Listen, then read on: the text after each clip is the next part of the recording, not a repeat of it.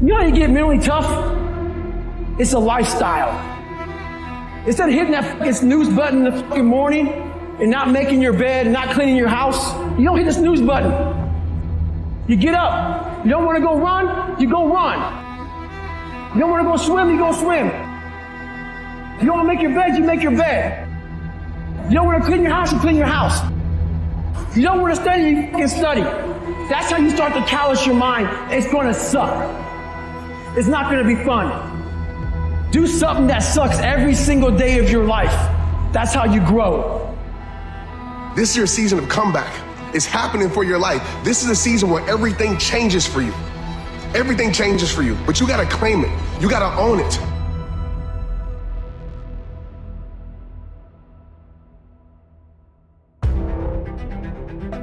When people look at mountains, they are majestic, they are beautiful.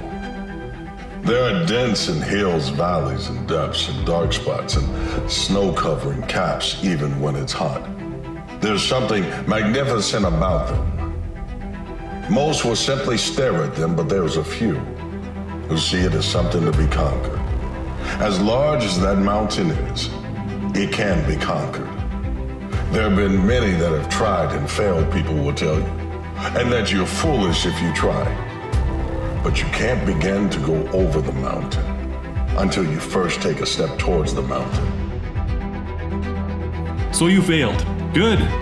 I hope you did. Because if you are not failing, you are not really learning everything you possibly can. If you are not pushing yourself so far that failure is an option, then you are not pushing yourself far enough. You need to fail to learn who you really are. Through challenges, adversity, and disappointment, you can rise up to become the person you were really meant to be. It's through these times in our life that we find out our real strengths and identify those areas that we need to improve. The only thing that you can do is win so big that all of them constantly compare themselves to you, and then you'll forget they exist. Success is the only revenge. It's not the best revenge, it's the only one. There's no other revenge. We try so hard in our lives to fit in. We try to fit into certain groups, among certain friends, yet the people we idolize are the ones that stand out. But when you're prepared, there is no fear. There is no fear of failure, okay? Because even if you've walked out of something and you feel like you failed at it, your preparation is so strong that you're gonna take that failure and turn it into the outcome you desire. And every step that you take, as small as it might be, as difficult as it might get, as short as your breaths might become, you are one step closer to getting to the top of that mountain. And the same mountain that once looked so majestic, that looked so big, when you reach the top of it, you'll look down and see that everything around you now looks small. Because you're at the top of the mountain. You've gone to heights that other people won't.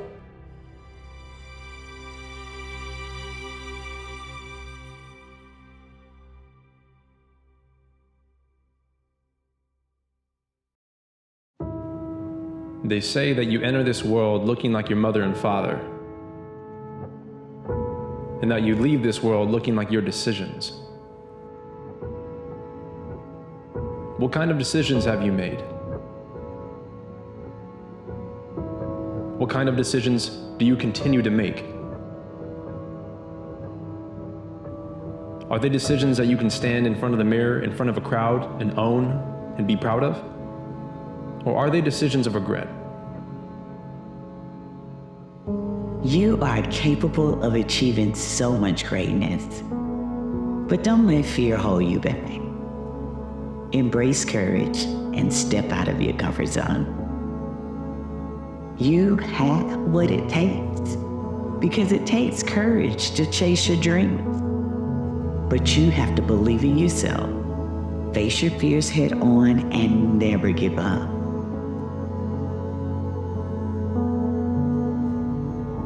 I think people are very slow to thank and quick to blame. And one of my favorite quotes of all time is, stop worrying about what you didn't get after praying and think of all the countless blessings you have in your life without even asking. There's too many times you walk by blessings and not even realize it. Gratitude, it lays the foundation for everything good in our lives. It affects our attitude, our relationships, our prosperity, our success, our mental, physical, and emotional health. It has a huge impact that we often overlook. It's not happiness that brings gratitude. It's gratitude that has this effect in our lives that brings happiness. When you have a goal, you have some sort of success you want to do, start it. Be committed, not simply interested. When you are committed, you'll be amazed at how Providence or God or the universe, whatever the higher power you believe in, moves in your favor, and all kinds of things come to assist you in what you want to get done. Be committed, not interested. If somebody were to look at the face of the 85, 90-year-old version of you, what kind of life would they see? Would they see adventure? Would they see opportunity? Would they see power and determination, perseverance, pride in having stuck it out, despite the challenge, despite the pain? Would they see strength in your face? Or would they see a face of regret, of sadness, of yearning, wishing that there was just one more opportunity, one more chance to make it all right? But that's not going to be you. That will not be you.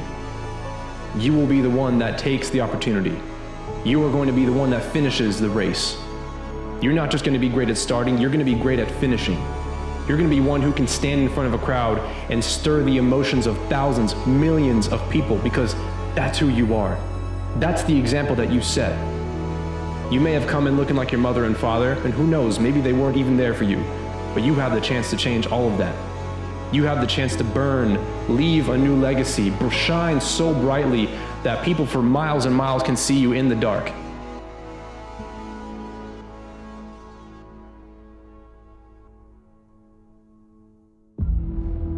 We live in a world that we want to be as comfortable as we can.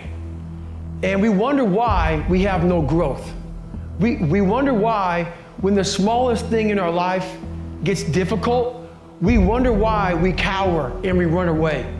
Our whole life is set up that way. Our whole life is set up in the path of least resistance. We don't want to suffer. We don't want to feel discomfort. So the whole time we're living our lives in a very comfortable area. There's no growth in that. If you succeed in every goal you have ever set, then you are not setting the bar high enough. You are not reaching far enough. You are not pushing yourself to the limits where failure is not just an option, but a probability. I want to fail in life, but I want to fail forward. I want to learn from my failures. I want to be able to push forward through failure and move on to become the person I am supposed to be. This is the season where all those losses in the past that didn't make sense, all the setbacks, all the no's, this is the season where you get that yes where it makes sense.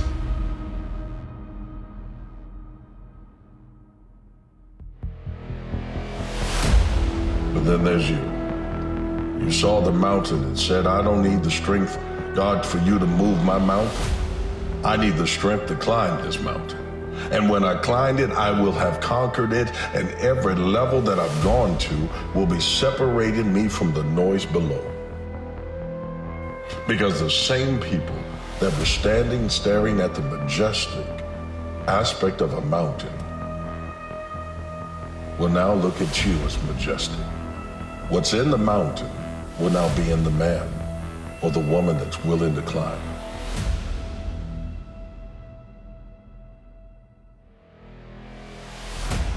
Maybe last season you were feeling down on life. This is the season where everything turns around. I want you to treat it as such, and I want you to believe in that. Because belief is the strongest thing we can have in our soul. Without belief, nothing happens. Without belief, nothing happens. If we don't believe it, nothing will happen in our life. Nothing will change in life, so you gotta believe it. Now, I'm not talking about the mountain. I'm talking about the challenges that you must face in life. Your mountains might be something different. It's about overcoming poverty, overcoming the setbacks of relationships and everything that comes along with it. But the same way that one step got you closer to climbing it, it's the same path you have to take to overcoming it.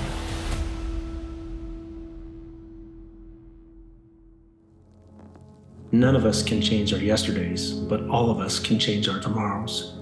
Therein lies a problem for a lot of people.